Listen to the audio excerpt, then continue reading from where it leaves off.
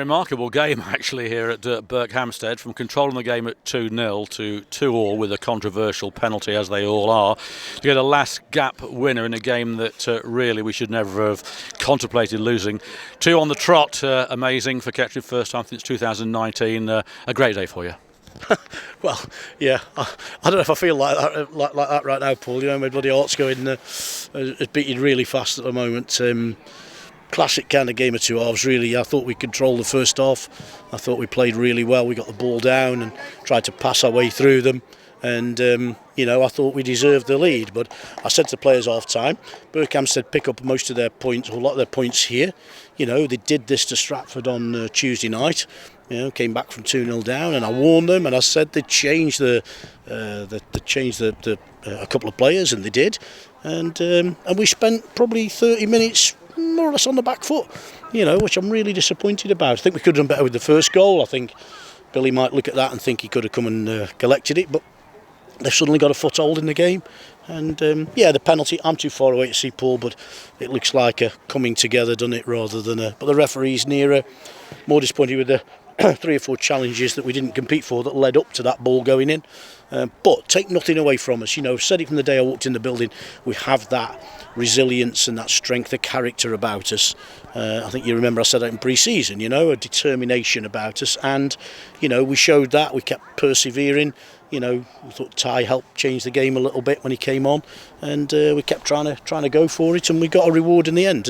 And dare I say, you know, we got a bit of luck as well, you know, with the strike and a deflection, but boy, we've been short of that, you know, and you've got to take it. A lot of the dark arts going on, wasn't there, behind the scenes there? I mean, the shirt pulling in particular, I thought was missed by the referee throughout the game. I mean, how Leon Clark and Luthwaite kept their shirts on was unbelievable. But you know, those things go on in football. And Billy Johnson, I've got to feel sorry for. He's saved 2 penalties, and both have been hitting on rebounds. But he's carrying on his good form, isn't he? Yeah, he is. Yeah. A little bit disappointed with his distribution first half. I told him that he needs to, you know, kick a bit longer at times just to get us in behind. There's a lot of space in behind their back three, their centre halves, if you like. So you know, we tried to get him to maximise that. But yeah, listen, he's playing well. I just thought on their first goal, I don't know, it's a deep ball in, and it goes deep into the box towards a goal, and I don't know if it's Langers, I think, asking for him to come for it, and he doesn't. So, but listen, you know, Billy's a young keeper. He's got huge potential. You know, he has been playing well, and he continues to do well today. So great save as well. I didn't see a car. It was like pinball, wasn't it? In there when the penalty when he saved it. But yeah, listen, it's a good feeling today. We managed to dig it out, and Marvellous support once again.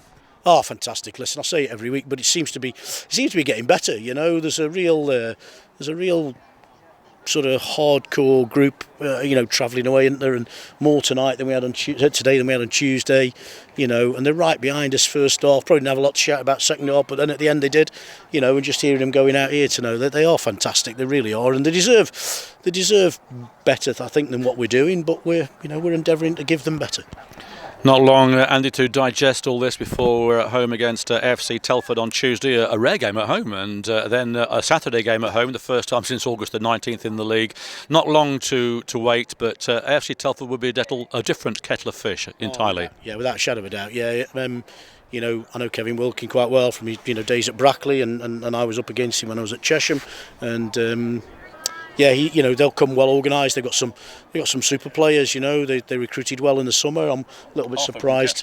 Yeah, some from Kettering. Yeah. I'm a little bit surprised they are where they are. But listen, yeah, it's going to be a tough one. I gather there's a bit of history between the two clubs, which I'm not aware of. But I'm sure I'll be filled in, and I'll embrace that as well. You know, so yeah, looking forward to it though. It's a tough schedule though now, Paul. You know, we've got back-to-back games for the next 3 weeks, I think.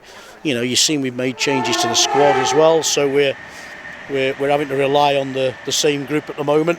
You know, their recovery now, rest and recovery's got to be good between these games, because they're pretty relentless now.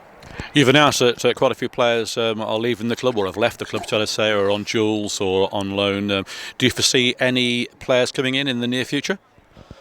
I hope so. I'm going to sit down with the board later this week. We'll get past Tuesday first, and we'll see where we are. You know, I just felt there had to be a little bit of a a reset with the group.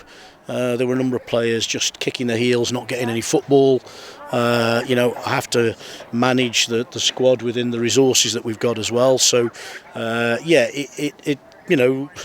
and one or two of those players wanted to go and find football elsewhere as well.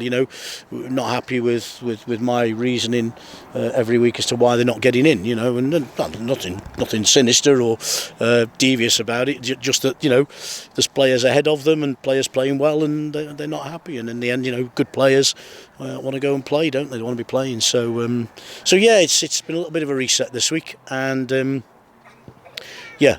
squad is under sort of constant review, but I'm aware that we need to try and bring one or two in. So there's one or two approaches being made. We've got Luca Miller, of course, that we can recall as well, and been talking to one or two other sort of professional clubs. Maybe we can get one or two younger loan players in as well around the squad. So reset.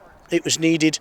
We needed the bodies around while we got through FA Cup and FA Trophy run, such as it was.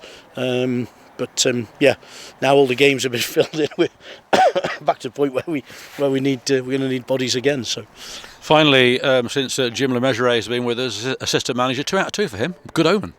I'll have to remind you. Thank Jim for that. Listen, I Since I got the job, Jim's one of those guys, and I think he phoned me virtually the day or the day after I got it. Didn't know him, and we got on great. And I like the way he sees the game. He resigned at Desborough, as you know. We've been in touch lots of times, over the last few weeks, before he resigned and after, about players. And Jim's been out and done a few things and watched a couple of players for us and things like that. And I just felt it was opportune, with Steve not being around, to bring him in. He complements what myself and Ben do. It's a different view on it, and I say his knowledge of players and clubs at not the level he's been at, but I've been surprised at all levels, is really, really good, and I say he's helped me start on the sort of recruitment trail, as it were. So delighted to get Jim in. Great experience, ex-Kettering player, so knows the club, and that's a big help as well. So delighted to land Jim. Brilliant, well done, Andy. On the march again. We're on the march, I think, we'll say we've made hard work of that though today, when we were in a position that I think it didn't have to be. But credit to Berkhamsted, that's what they do to everybody here. I've seen a couple of games here. We saw them on Tuesday do exactly the same here, go 2-0 down and battle and scrap, and unless it's the nature of the league, everybody's like that. But in particular Berkhamsted, the way they play. So credit to them, but absolute delight for us. We found a way in the end and sent everybody home happy. So really pleased. Thank you. Cheers. Cheers, Paul.